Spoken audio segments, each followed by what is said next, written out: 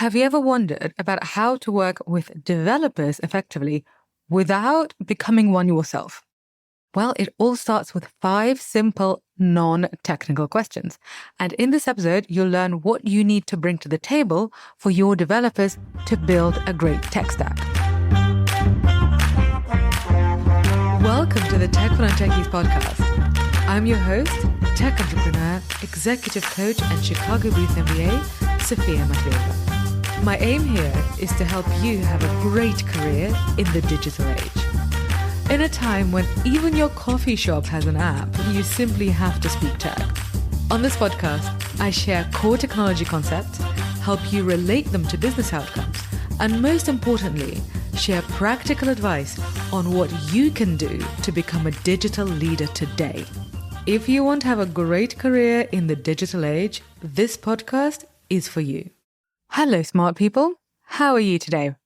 I'm in Bahrain right now, and it is sunny literally every day.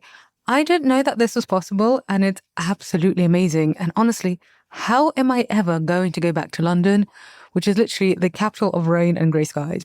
Anyway, in this episode, we're going to get back to basics and talk about the relationships between technology and how people behave. And once you understand that link, then being a non-technical person in the digital age becomes very clear. Also, I have actually taught this to engineers too, because the tech and non-tech sides are basically 2 sides of the same coin. Both are trying to create something with different types of expertise. Think about it like Ocean's 11. In Ocean's 11, each specialist comes with their own unique skill set. And that's why they're there. They're there because they all bring something new and they all bring something different. And this episode is perfect for non-technical innovators. So if you're planning to make an app, for example, you must listen to this episode. You can be in a corporate or at a startup, but if you aim to make a tech product as a non-technical person, this episode is for you. And before we continue, my dear smart person, are you a subscriber to this show? If not, hit that subscribe button now to get excellent free lessons specifically for non-technical people about how to succeed and build products in the digital age. This podcast is top rated for a reason. Okay, so let's start with what engineers do.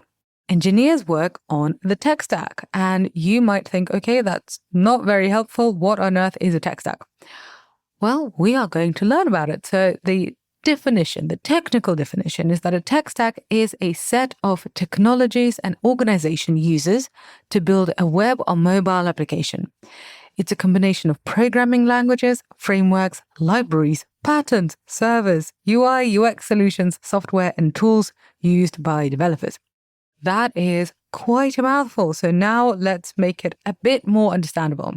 So basically, forget about technology for a moment and think about your kitchen. What do you need to have in your house in order to make dinner? Well, so in your kitchen, you need running water, you need electricity and or gas.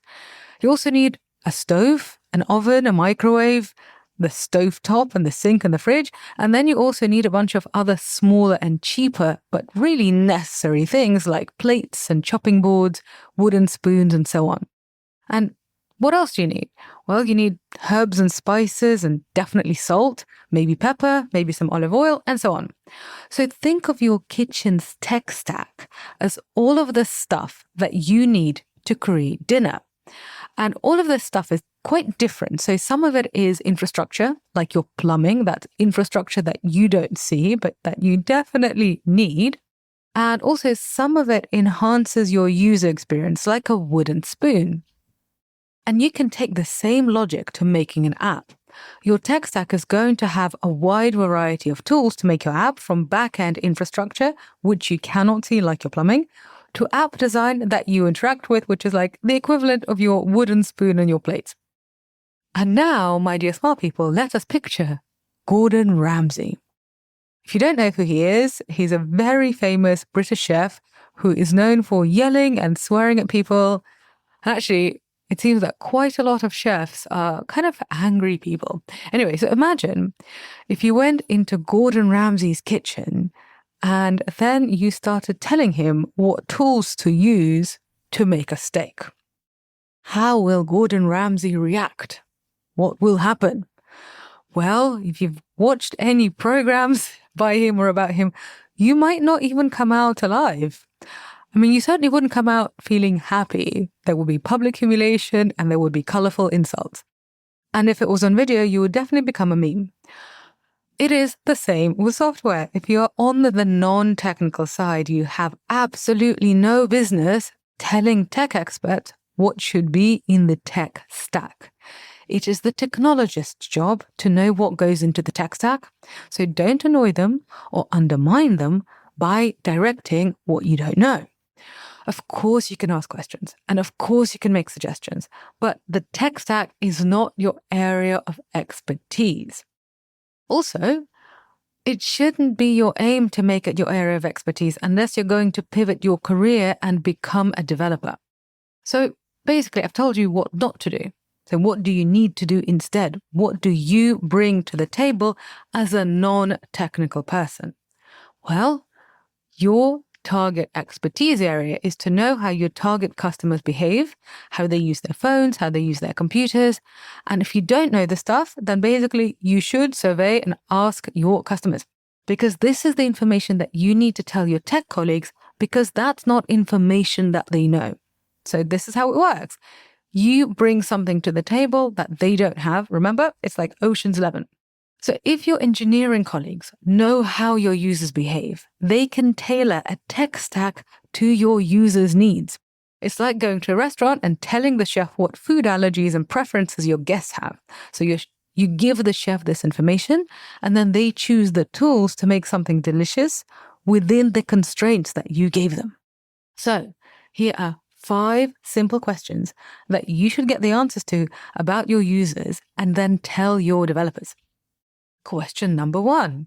Will the application exist on mobile or on desktop? You have a different tech stack depending on whether it's mobile or desktop, so find out. Number 2. If on mobile, will it be on Android or on Apple?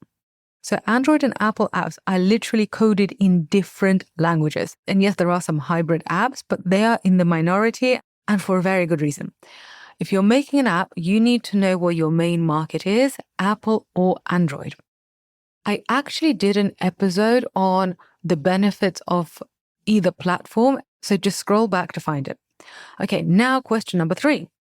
If your product is on desktop, what browsers will be used the most? Will it be Chrome?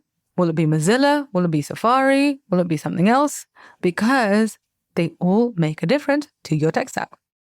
Number 4, is it an open access application that will receive lots of users? So for example, are you making a free news site or a free entertainment site about celebrity gossip?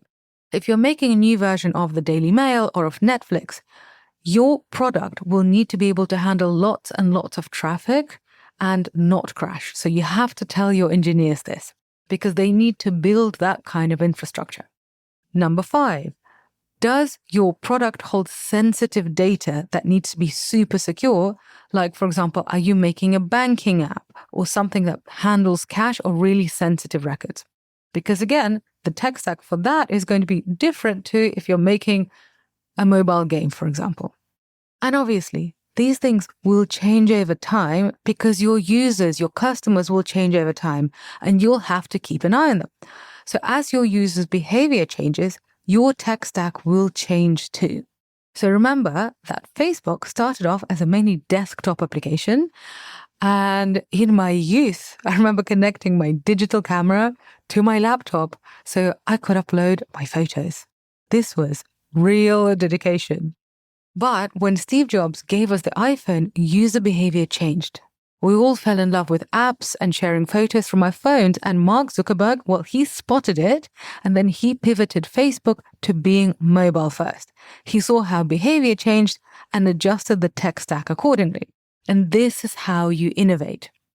I read a quote from Ben Horowitz, the co-founder of A16Z, and that's the venture capital firm that invested in Facebook, Airbnb, Dropbox, and many others. And he said, etymologically, the word technology means a better way of doing things. As a result, innovation is the core competency for technology companies. Technology companies are born because they create a better way of doing things. Eventually, someone else will come up with a better way. Therefore, if a technology company ceases to innovate, it will die. And I have just given you the methodology for tech innovation as a non-technical innovator. You are welcome. I can't wait to see what you do with this lesson. And by the way, did you find this lesson useful? If you did, which I'm assuming you did because you are still here listening, then have you left the show a rating and a review? Honestly, it takes me time and effort to create high-quality learning content for you. So if you're benefiting from this work, then it's only fair for you to leave this show a rating and review. Because honestly, it really does help this show get discovered by other smart, lovely people like you and promotes my work. So thank you in advance. And on that note, have a wonderful day, and I shall be back in your delightful smart ears next week. Ciao!